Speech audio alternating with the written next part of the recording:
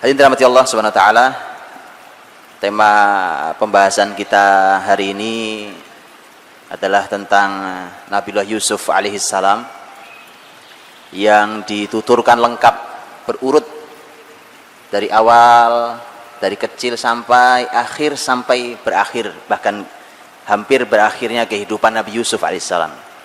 Jadi ini adalah kisah yang dituturkan, totalnya ada 111 ayat, dan itu menuturkan tentang kisah satu orang manusia yang sangat mulia. Tentu waktu kita sangat tidak cukup untuk bicara tentang kebesaran surat ini dengan seluruh pelajaran yang sangat amat bermanfaat bagi kita semuanya. Sebelum saya memasuki ayat-ayatnya, kita akan selami bersama-sama mengambil mutiara hikmahnya. Akhir surat Yusuf, Allah Subhanahu wa taala berfirman, a'udzubillahi minasyaitonir rajim, laqad kana fi qasasihim ibrah liulil albab ma kana haditsan yuftara walakin tasdiqal ladzi baina yadayhi wa tafsila kulli syai' wa hudaw wa rahmah liqaumi yu'minun. Sungguh pada kisah-kisah mereka terdapat ibrah, pelajaran bagi siapapun yang punya akal, mau memainkan akalnya, mau menggunakan nikmat akalnya. Ini bukan perkataan yang dibuat-buat, bukan perkataan yang diada-ada, bukan fiktif.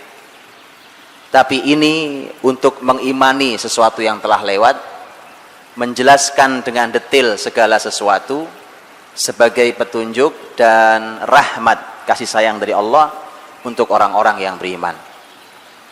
Saya ingin ayat ini, ayat penutup ini saya letakkan di depan. Ini menutup ayat, karena memang karakter ayat ini adalah bertutur dari awal sampai akhir. Baru kemudian di akhir Allah menyampaikan, ambil pelajarannya, karena di kisah-kisah mereka ada pelajarannya. Dan Bapak Ibu dirahmati Allah, masalah di kita hari ini adalah bahwa kisah sejarah itu, yang pertama, kita senang dengan kisah fiktif, itu masalah besar di semua, hatta sampai di tayangan anak-anak kita. Padahal Quran mengajari kita makana haditsan yuftara. Ini bukan perkataan yang diada-ada, ini bukan kisah fiktif. Tidak ada kisah fiktif dalam Al-Quranul Karim. Nabi SAW tidak pernah berkisah fiktif.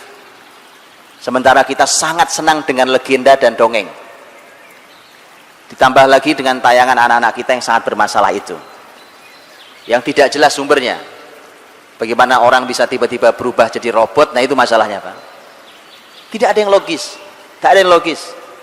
Bahkan akhirnya anak-anak kita diajari hal yang jauh dari logika. Kalau ada kancil dialog sama harimau, ada dialog indahnya antar mereka berdua, itu anak cerdas akan bertanya, Pak, apa sempat itu dialog? Apa nggak dimakan itu kancil sama macannya? Itu anak cerdas.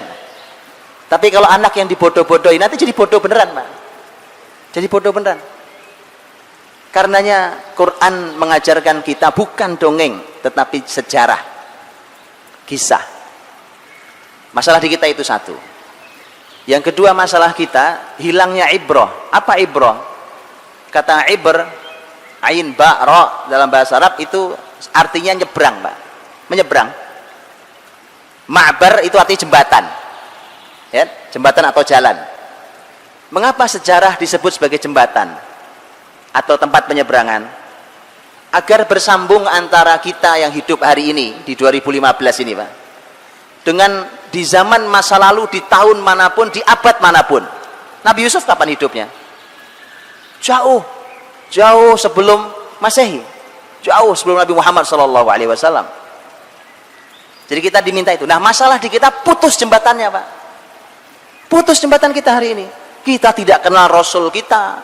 Kok begitu, Pak? Kita pahlawan kita di sini, tidak tahu kita. Sejarah Surabaya ini yang benar bagaimana, kita tidak tahu sejarah sebenarnya. Mengoreksi sejarah Indonesia sampai sekarang tidak selesai, Pak. Hak selesai. Kenapa? Karena takut kalau Islam yang muncul, Pak. Karena sejarah negeri ini adalah sejarah Islam. Mau diapakan pun sejarah Islam. Karena ini perjuangan muslimin.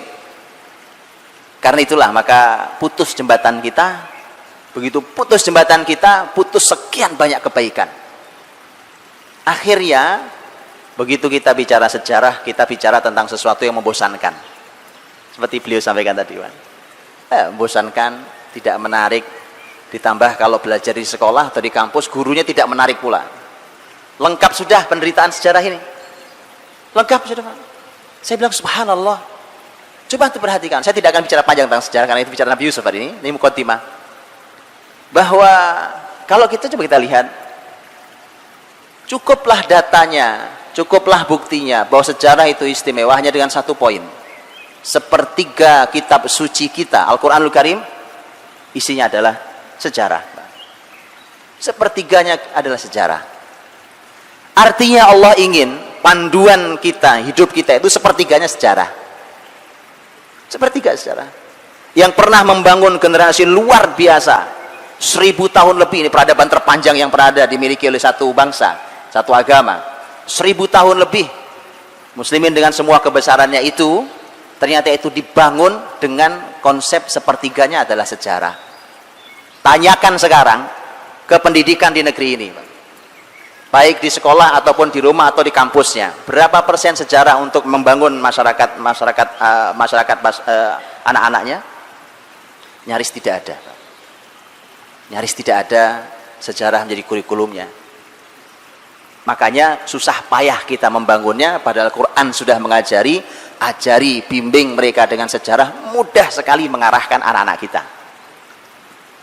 Kita bersusah payah hari ini bicara karakter, tidak jelas tuh mau karakter apa sebenarnya, ya kan? Mau kemana arahnya, pakai apa, akhirnya salah jalan. Subhanallah, sepertiga Quran adalah sejarah, dan itu istimewanya, Pak. Karenanya kalau ada di antara antum yang kelak jadi menteri pendidikan, saya nitip, Pak. Wallahi, Pak, sepertiga panduan hidup kita adalah sejarah. Bagaimana ceritanya tiba-tiba dia tidak mendapatkan sebuah tempat yang cukup di anak-anak kita, untuk masyarakat setelah kita, untuk para pemimpin setelah kita.